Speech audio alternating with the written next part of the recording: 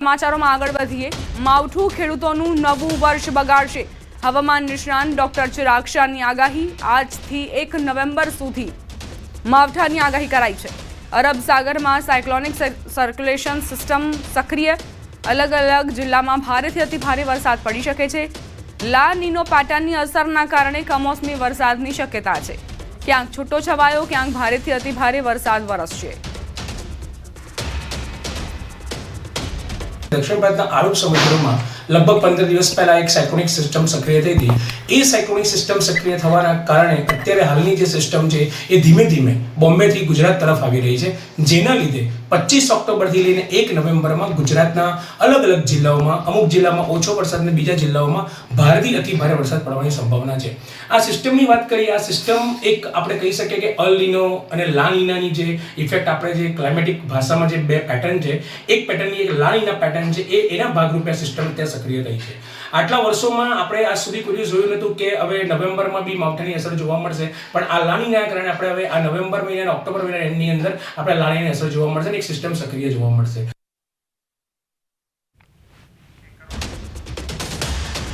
સૌરાષ્ટ્ર, દક્ષિણ અને મધ્ય ગુજરાતમાં ભારે વરસાદની આગાહી। વાપી, નવસારી, સુરતમાં ભારે વરસાદ વરસી શકે છે।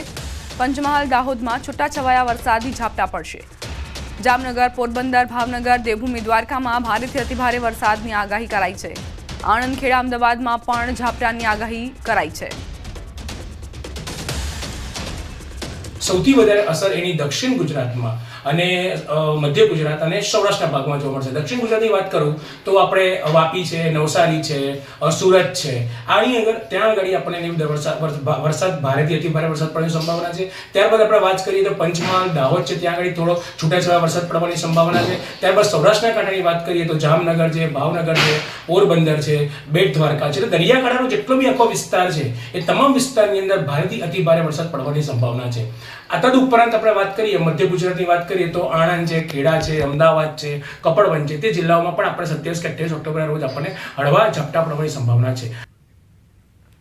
27-28 ઓક્ટોબરે મધ્ય ગુજરાતમાં આગાહી કરાઈ છે। પંચમહાલ, ખેડા, દાહોદ, અમદાવાદ, ગાંધીનગરમાં આગાહી। 28 થી 30 ઓક્ટોબરે સૌરાષ્ટ્ર, કચ્છમાં વરસાદની આગાહી।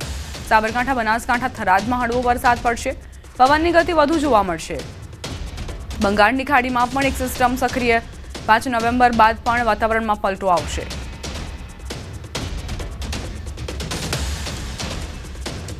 સત્યાવીસ ને 28 ઓક્ટોબરમાં પંચમહાલ, દાહોદ, છોટાઉદેપુર, અમદાવાદ, ખેડા, આપણે ગાંધીનગર અને કપડવંજ ત્યાં આગળ વરસાદ જોવા મળશે। અને 28, 29, 30 ઓક્ટોબરની અંદર આપણને સૌરાષ્ટ્રના દરિયાકાંઠાના વિસ્તારો તે ઉપરાંત કચ્છના થોડા ઘણા અને ઉત્તર ગુજરાતની વાત કરું તો સાબરકાંઠા છે, બનાસકાંઠા છે, થરાદ છે, આ બધાની અંદર આપણે થોડો છૂટોછવાયો વરસાદ જોવા મળશે।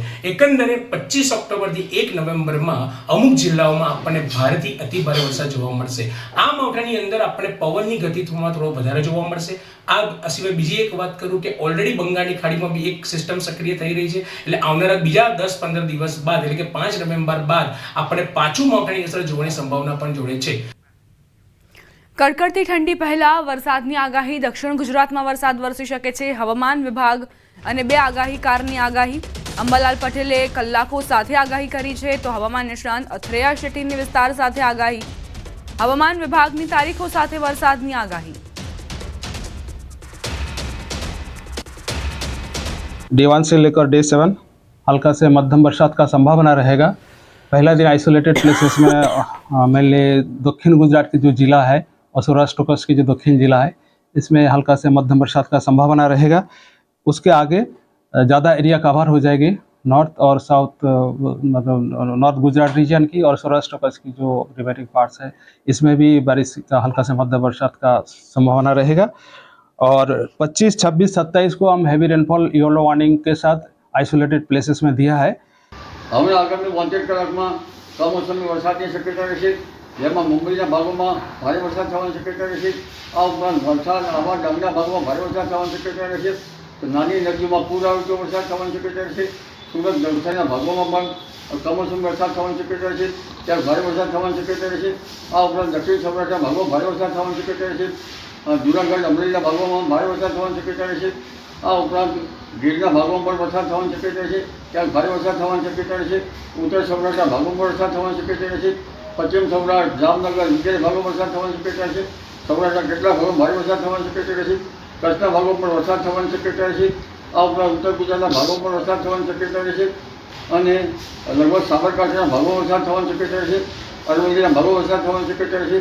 अरवल्लीના ભાગોમાં તો આજથી જ હવામાનમાં પલટો આવશે. सबसे ज़्यादा बारिश की उम्मीद है वो दक्षिण गुजरात यानी सूरत, वलसाड, नवसारी, डंग, भरूच और दक्षिण सौराष्ट्र के तटीय इलाके खासकर जैसे कि भावनगर, अमरेली, गिर सोमनाथ और कुछ हद तक राजकोट और पोरबंदर जैसे कुछ इलाकों में भी सबसे ज़्यादा बारिश की उम्मीद है. તો સંભાવના છે કે દક્ષિણ ગુજરાત અને સૌરાષ્ટ્રના જે તટીય વિસ્તારો છે, તટીય જિલ્લાઓ છે, ત્યાં વરસાદ વરસી શકે છે.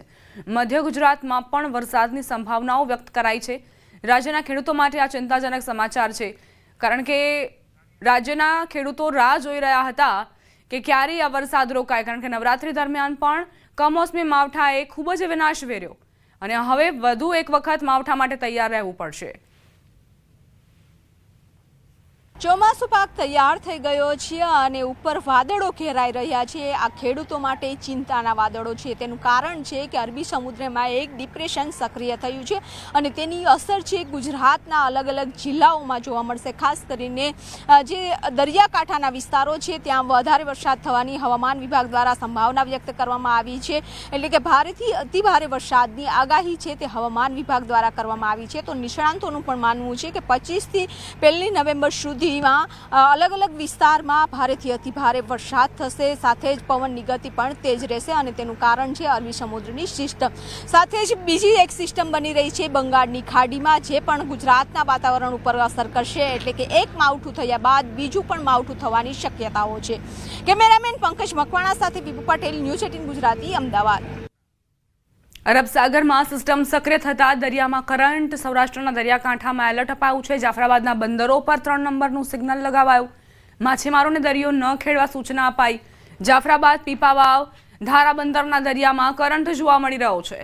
હવામાન વિભાગની આગાહી છે કે વરસાદી વાતાવરણ જોવા મળશે અને એ વચ્ચે દરિયાની વાત કરીએ ત્યાં પણ દરિયો તોફાની સ્વરૂપે જોવા મળી રહ્યો છે અને એટલે જ સાવચેતીના ભાગરૂપે તમામ બંદરો પર 3 નંબરનું સિગ્નલ લગાવી દેવામાં આવ્યું છે. તેમાં જાફરાબાદ, પીપાવાવ અને ધારા બંદરનો સમાવેશ થાય છે. માછીમારોને દરિયો ન ખેડવાની સૂચના આપી દેવામાં આવી છે. દરિયાથી દૂર રહેવાની સૂચના તમામ લોકોને અપાઈ છે, કારણ કે જે અરબ સાગરમાં સિસ્ટમ સક્રિય થઈ છે તેના કારણે દરિયામાં કરંટ જોવા મળી રહ્યો છે. ઊંચા ઊંચા મોજા પણ ઉછળી રહ્યા છે.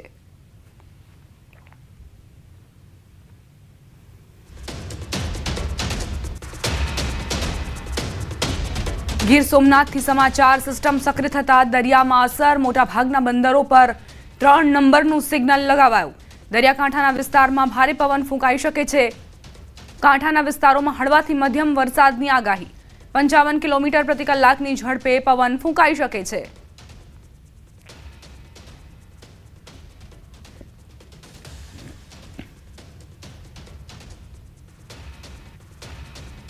પૂર્વ મધ્ય અરબ સાગરની અંદર સર્જાયેલા ડિપ્રેશનને કારણે વેરાવળ બંદર પર 3 નંબરનું સિગ્નલ લગાવવામાં આવ્યું છે અને અરબી સમુદ્રની અંદર પણ જે ડિપ્રેશન સર્જાયું છે તેમની અસરો હાલ દરિયાની અંદર છે તે જોવા મળી રહી છે. જોઈ શકાય છે જે પ્રમાણે આ અરબી સમુદ્રના દ્રશ્ય છે. ગીર સોમનાથ જિલ્લાના અરબી સમુદ્રની અંદર હળવાથી મધ્યમ મોજા છે તે જોવા મળી રહ્યા છે. તો દરિયાની અંદર હવાનું હળવું દબાણને લઈ અને માછીમારો છે તેઓને માછીમારી ન કરવા માટે સૂચના આપવામાં આવી છે. ખાસ કરીને વેરાવળ બંદરના હાલ મોટાભાગના માછીમારો છે કે જેઓ દરિયાની અંદર માછીમારી કરવા ગયા છે તેઓને જે તે બંદરો ઉપર પોતાની બોટો લાંગરવા માટેની સૂચનાઓ છે તે આપવામાં આવી છે. જો કે આગામી સમયની અંદર હજુ સૌરાષ્ટ્રના દરિયા કિનારા ઉપર ભારેથી મધ્યમ વરસાદ વરસવાની આગાહી પણ હવામાન વિભાગ છે તો કરી રહ્યું છે. તો બીજી તરફ સાગર ખેડૂ અને જે પૃથ્વી પરના ખેડૂ છે તેઓમાં પણ ક્યાંક ને ક્યાંક ચિંતા વ્યાપી છે, કારણ કે સાગર ખેડૂઓ માટે આ સિઝનમાં 3જી વખત 3 નંબરનું સિગ્નલ લગાવવામાં આવ્યું છે અને દરિયાની અંદરથી પરત ફરવા માટેની ફરજ પડશે. તો બીજી તરફ જે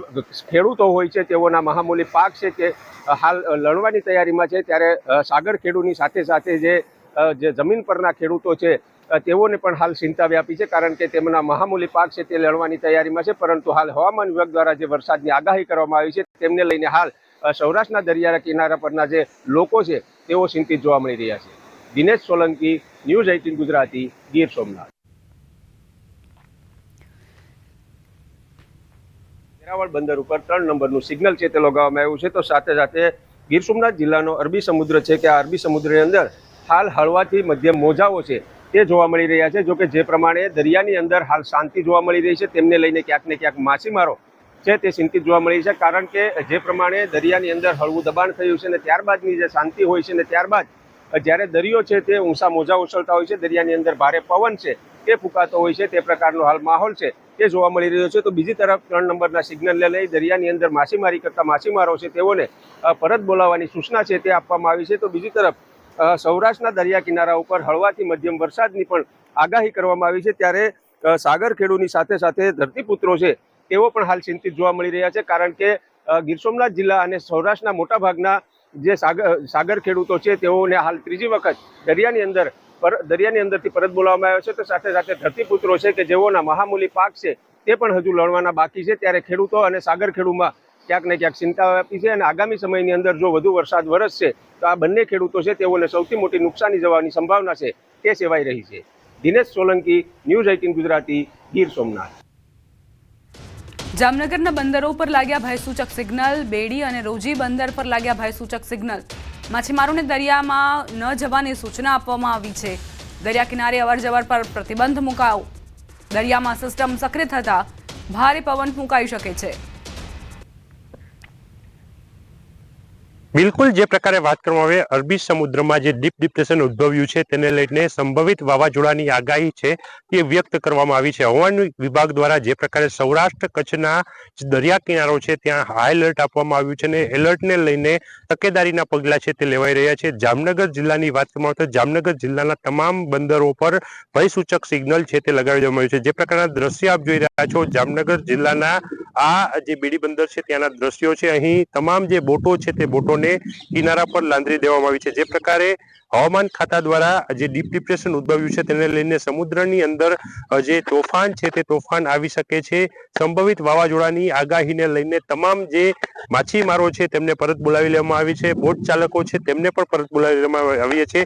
જે પ્રકારે ગુજરાત મેરીટાઈમ બોર્ડ, ફિશરીઝ વિભાગ અને કોસ્ટગાર્ડ દ્વારા દરિયો ન ખેડવા માટે સૂચના આપી દેવામાં આવી છે. જામનગર જિલ્લાની વાત કરવામાં આવે તો જામનગર સહિત સૌરાષ્ટ્ર કચ્છના તમામ બંદરો ઉપર હાલ ભયસૂચક સિગ્નલો છે તે લગાવી દેવામાં આવી ગયા છે. 25 થી 27 તારીખ દરમિયાન જે હળવોથી ભારે વરસાદ છે તે પણ પડી શકે એમ છે. તેને લઈને ધરતીપુત્રોની ચિંતા છે તે પણ એક તરફ જોવા મળી રહી છે. કારણ કે જે પ્રકારે દિવાળી બાદ આ જે સર્ક્યુલેશન ઉદ્ભવ્યું છે, જે ડીપ ડિપ્રેશન અરબી સમુદ્રમાં જોવા મળી રહ્યું છે, જેને લઈને સંભવિત વાવાઝોડાની અસર છે તે જોવા મળી શકે છે. અને હાલ તમામ બંદરીય વિસ્તારોમાં